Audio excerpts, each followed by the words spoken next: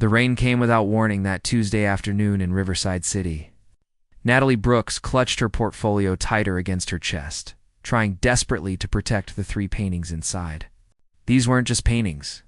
They were her last chance. The gallery owner had finally agreed to look at her work after 2 years of rejection. 2 years of serving coffee at minimum wage, sleeping in a studio apartment with broken heating, and painting by candlelight when the electricity got cut off. Today was supposed to change everything. Natalie rushed across the street, her worn sneakers splashing through puddles. The portfolio was heavy and awkward in her arms. She could see the gallery just ahead, its warm lights promising sanctuary from the storm. Just 50 more feet. Her phone buzzed in her pocket. Without thinking, she shifted the portfolio to one arm and reached for it. The paintings tilted. Natalie gasped and grabbed for them, stumbling sideways off the curb. The corner of her portfolio slammed directly into the side of a gleaming black car. The sound of metal scraping made her stomach drop. She froze, staring at the long, deep scratch now carved into the pristine paint of what looked like the most expensive vehicle she had ever seen. The rain poured harder, plastering her dark hair to her face. The car door opened. A man stepped out. And Natalie's breath caught. He was tall, probably in his early 30s, wearing a suit that cost more than her entire year's rent. His dark hair was perfectly styled despite the rain, and his face could have been carved from stone.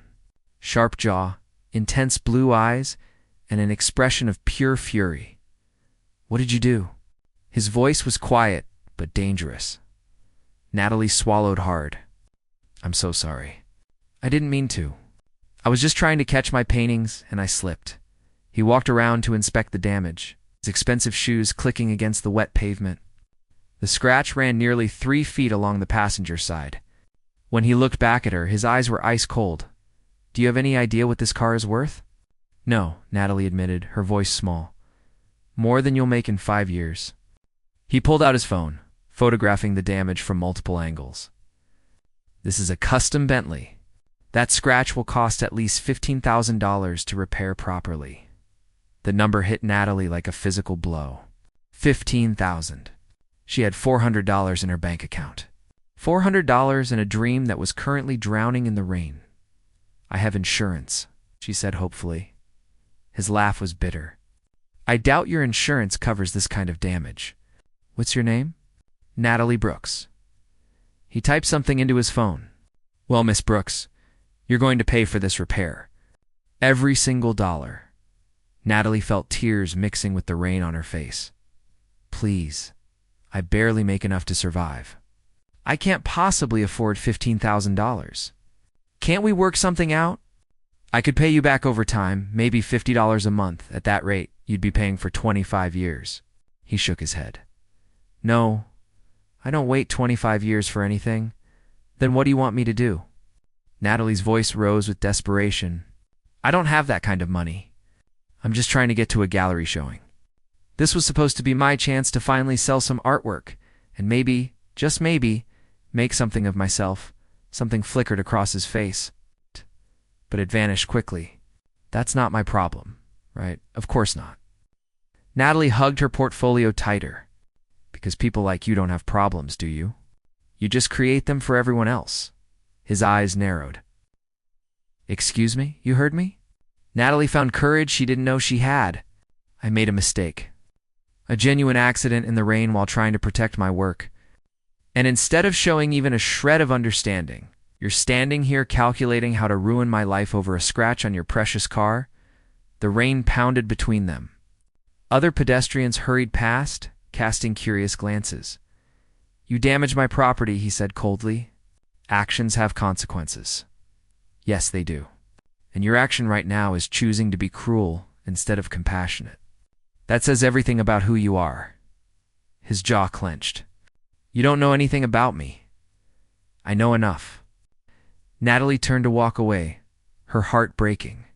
She had missed her gallery appointment now. The rain had probably damaged her paintings anyway. Everything was falling apart. Wait, she stopped, but didn't turn around. "I'm Christopher Hayes." His voice was different now, controlled, but with an edge of something else.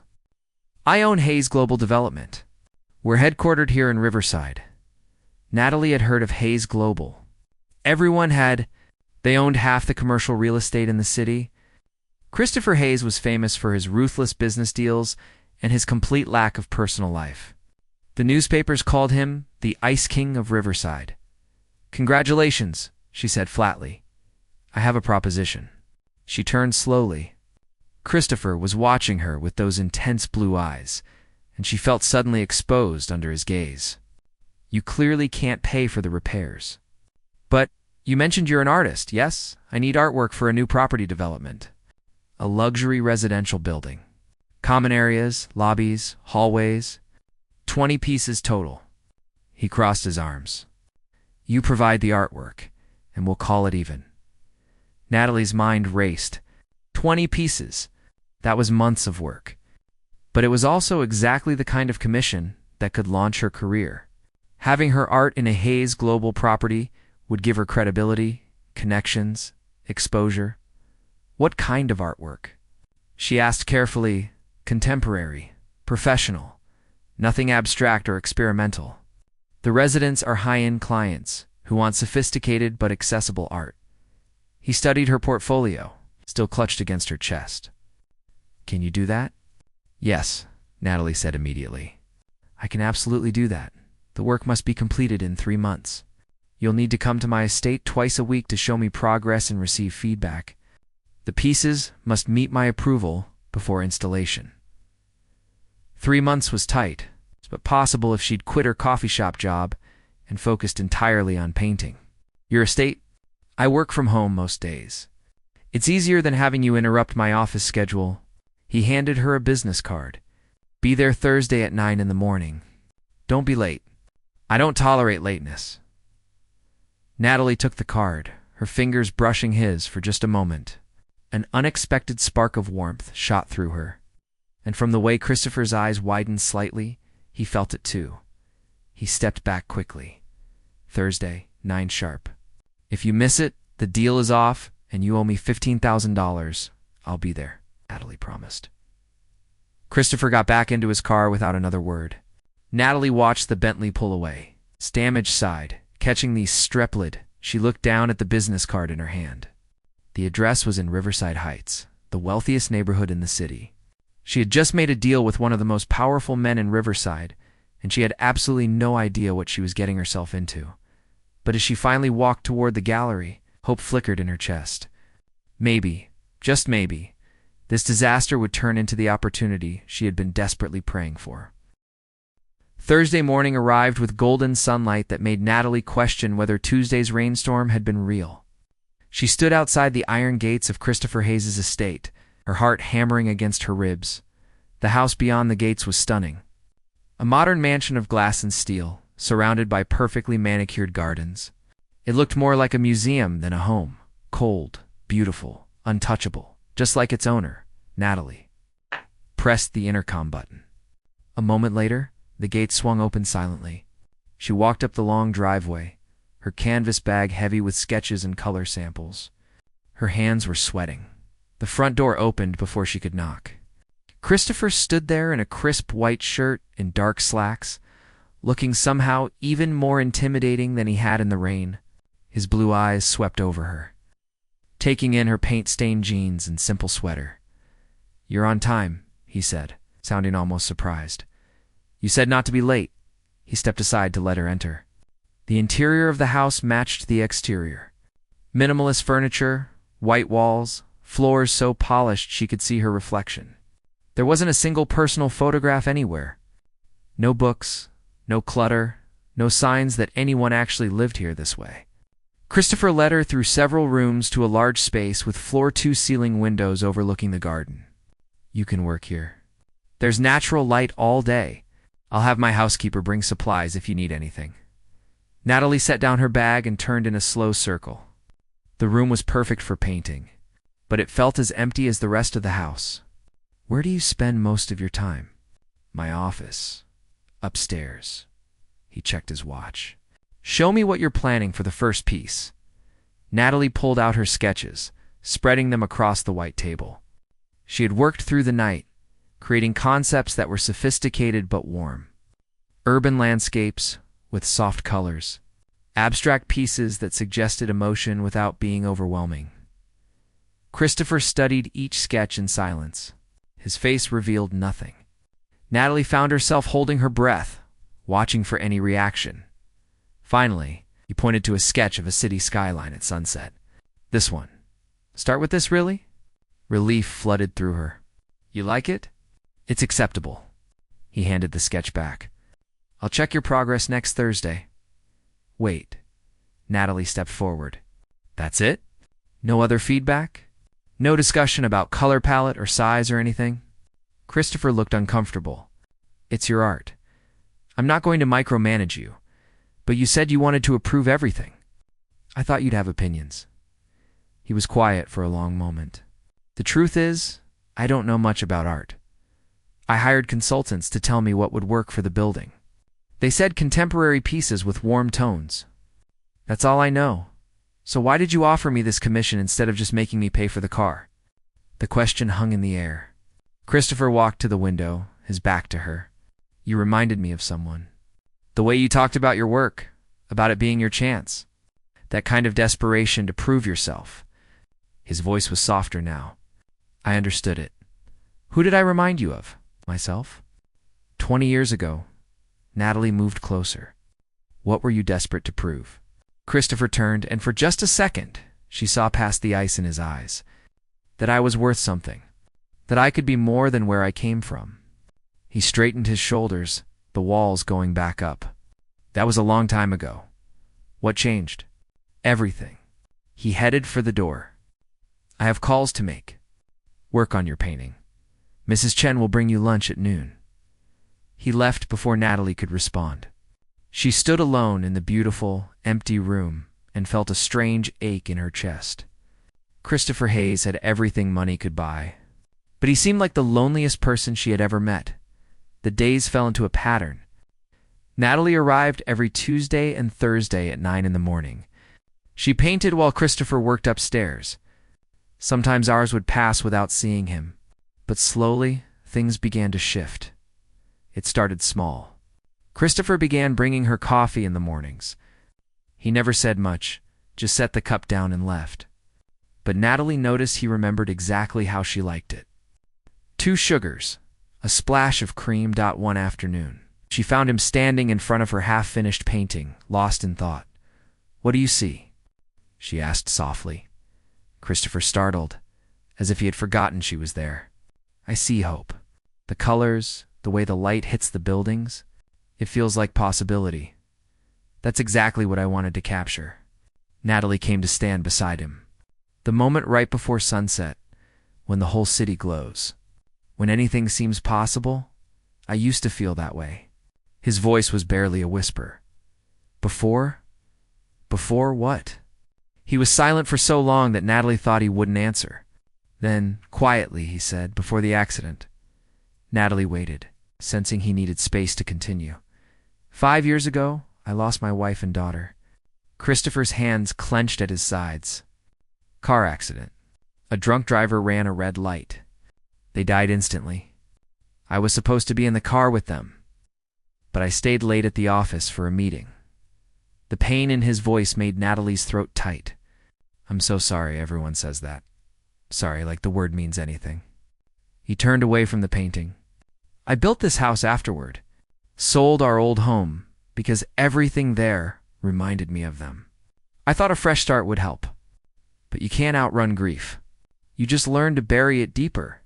Natalie understood now. The empty house, the cold demeanor, the obsession with work. Christopher wasn't cruel. He was broken. And he had spent 5 years building walls so high that nothing could hurt him again. Your daughter, Natalie said gently. How old was she? 7. Her name was Sophie. She loved to paint, actually.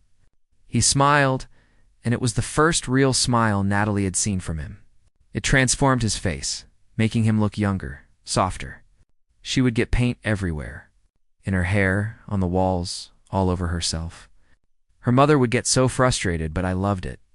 That joy, that complete absorption in creating something, she sounds wonderful. She was. Christopher's smile faded. My wife Victoria was a teacher. Patient, kind, everything I'm not. She balanced me.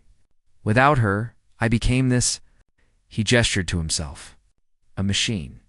Work, sleep, repeat. It's safer this way. Safer, Natalie agreed. But is it living? The question hit him visibly. He stared at her, something shifting in his expression. What do you know about it? You're young. You still believe in dreams and possibilities. I'm 28, and I've been rejected by every gallery in this city. I've worked 3 jobs at once just to afford paint supplies. I've gone days without eating so I could pay for canvas. Natalie's voice was steady. I know about loss too. Maybe not like yours, but I know what it's like to feel like you're drowning. And I chose to keep swimming anyway.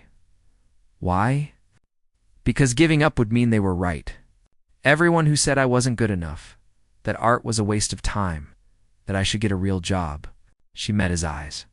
And because even on the worst days, there's still beauty in the world.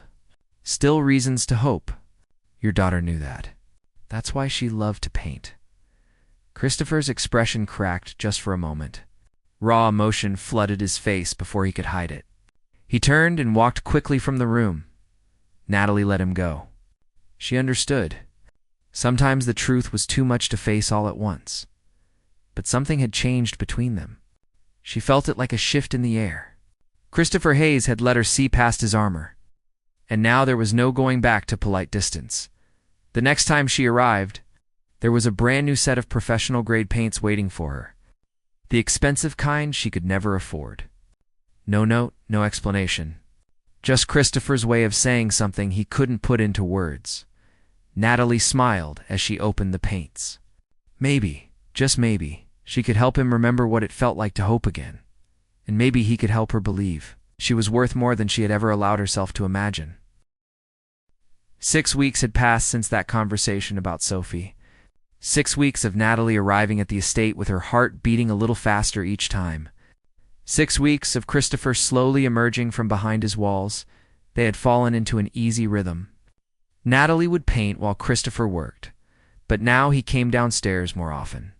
He would sit in the corner of the studio room reading contracts while she painted. Sometimes they talked. Sometimes they simply enjoyed the comfortable silence.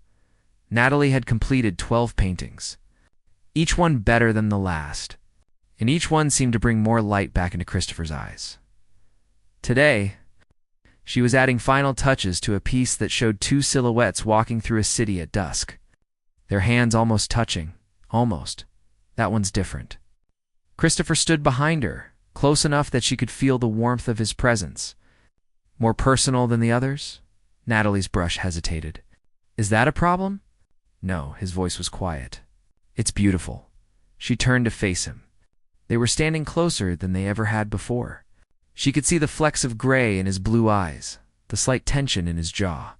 The way he was looking at her made her breath catch. Natalie. He said her name like it meant something. Like it was important. Yes, I need to tell you something. I think I've been unfair to you. Her heart sank. You don't like the paintings? The paintings are extraordinary. That's not what I mean. He ran a hand through his hair, a gesture of nervousness she had never seen from him before. When I offered you this commission, I told myself it was practical. A business solution to a problem. But that wasn't the whole truth. Then what was the truth? From the moment you stood in that rain and called me out for being cruel, I couldn't stop thinking about you. Your courage, your passion, the way you refused to let me intimidate you. Christopher took a step closer. These past weeks, watching you create, listening to you talk about art and life and hope, you've made me feel things I thought died 5 years ago, Christopher. Natalie's voice was barely a whisper. I'm falling for you. Maybe I already have fallen for you. And I don't know what to do about it because I'm terrified. He looked vulnerable in a way she had never imagined possible. I'm terrified of caring about someone again. Of losing them? You won't lose me. You don't know that. Nobody knows that Natalie reached up and touched his face gently. You're right. I don't know what tomorrow brings.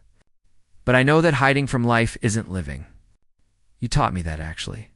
Watching you slowly come back to yourself these past weeks, it's been incredible.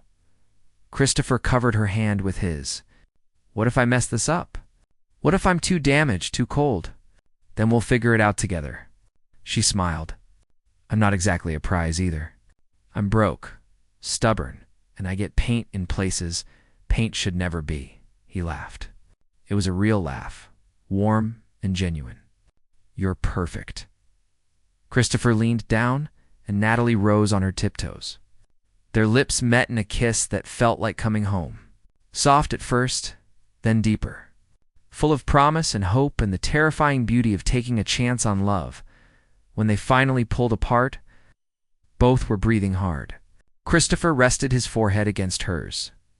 Stay for dinner tonight, please. Not as my artist. As someone I care about deeply, I would love that.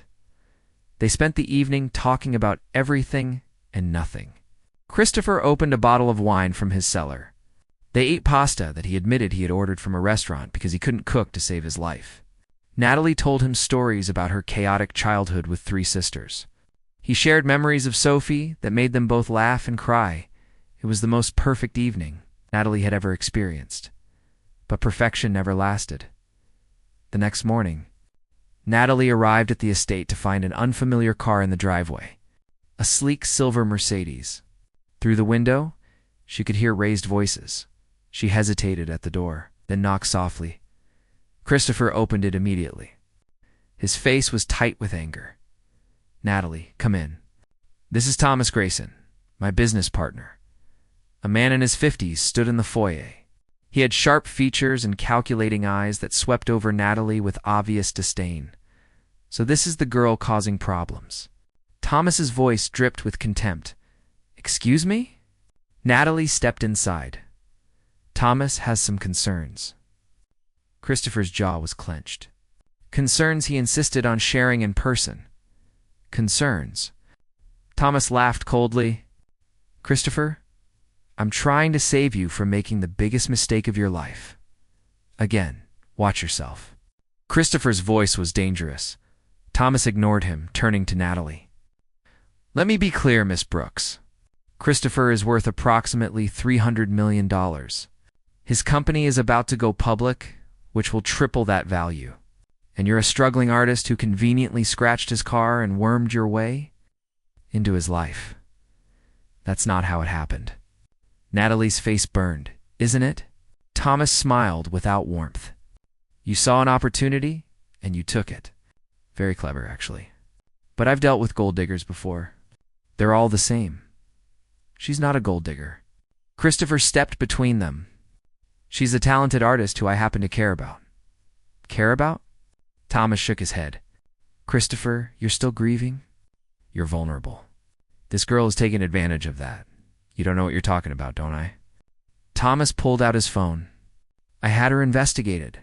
Did you know she's $60,000 in debt? Student loans, medical bills, credit cards. She makes less than minimum wage at that pathetic coffee shop. And suddenly she meets you, and all her problems go away. Natalie felt sick. He had investigated her. Dug into her private life? Christopher looked at her, and she saw doubt flicker in his eyes. Just for a second, but it was enough. Christopher, it's not like that. I didn't know who you were when I scratched your car. I genuinely didn't. Convenient. Thomas crossed his arms. Here's what's going to happen. You're going to walk away from Christopher right now. In exchange, I won't use my connections to ensure you never sell a painting in this city again. I own relationships with every major gallery owner, every art dealer who matters. One word from me and your career is finished before it starts. You can't do that. But even as Natalie said it, she knew he could. Men like Thomas Grayson had that kind of power. Try me. His smile was cruel. Christopher will get over you eventually. He always does.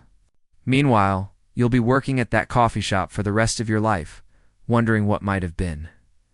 Get out. Christopher's voice was ice. Thomas, get out of my house right now. I'm trying to protect you. I don't need your protection. I need you to leave.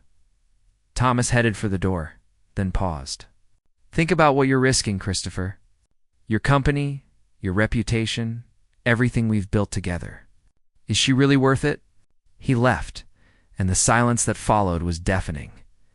Natalie couldn't look at Christopher. The doubt in his eyes had gutted her.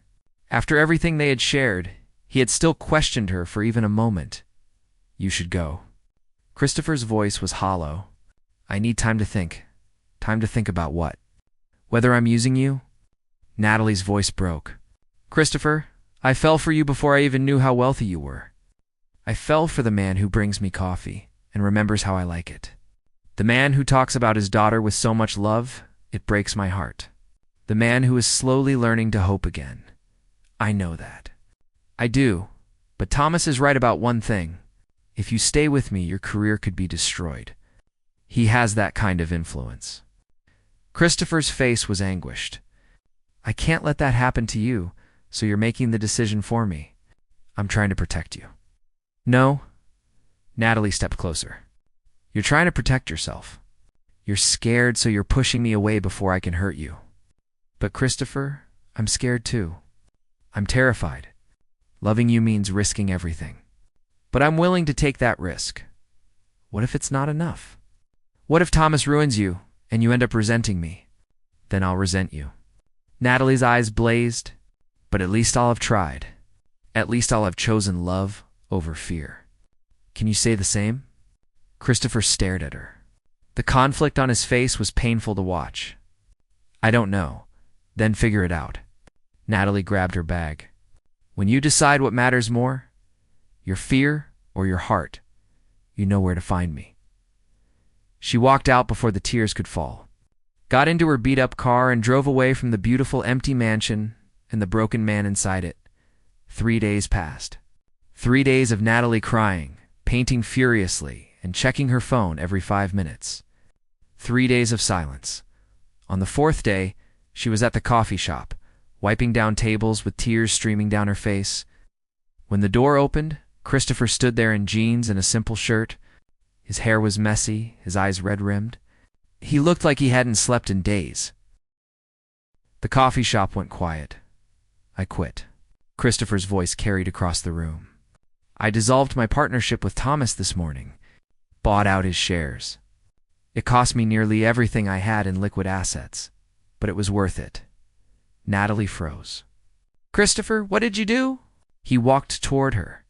"I chose you. I chose us. I chose to stop being afraid and start living again."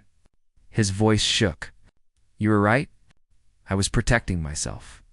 But a life without risk is not a life at all." Sophie knew that. She lived every moment fully, without fear. And I've dishonored her memory by doing the opposite. The tears came faster now. "What about Thomas's threats?" "Let him try. I have my own connections. I'll use every resource I have to support your career. But more than that, I believe in your talent. The world needs to see your art, and I'm going to make sure they do." Natalie dropped the rag and ran to him. Christopher caught her in his arms, holding her like she was precious, like she was everything. "I love you." He said it fiercely. "I love your passion, your courage, your ridiculous optimism. I love the way you see beauty in everything. I love who I am when I'm with you. I love you too." Natalie pulled back to look at his face. "Even when you're stubborn and scared and trying to protect me from my own choices?" He laughed and kissed her. The coffee shop erupted in applause. But neither of them noticed. When they finally pulled apart, Christopher whispered, "Come home with me. Not to paint. Not to work. Just to be together." Natalie smiled. "There's nowhere else I'd rather be." 3 months later, Natalie's paintings were installed in the Hayes Global Building. The opening reception was attended by every major art critic in the city. By the end of the night, she had sold 6 additional pieces and received 5 commission requests. Thomas Grayson had tried to sabotage her. But Christopher had been there at every turn, using his influence and connections to counter every move. And Natalie's talent had spoken for itself, standing in front of her favorite painting. The one with 2 silhouettes almost touching, Natalie felt Christopher's arms wrap around her from behind. "Happy?" He murmured against her hair. "Completely." She leaned back into his embrace. "Thank you for choosing us. Thank you for not giving up on me." He turned her around. "I have something for you." He pulled a small velvet box from his pocket. Inside was a simple gold ring with a single diamond. Natalie gasped. "I'm not asking you to marry me yet." Christopher's smile was tender. "I know it's too soon. But this is a promise that I'm all in, that I choose love over fear every single day, that I want to build a life with you." Natalie's vision blurred with happy tears. "I promise the same thing." He slipped the ring on her finger, and she knew with absolute certainty that some collisions were meant to happen.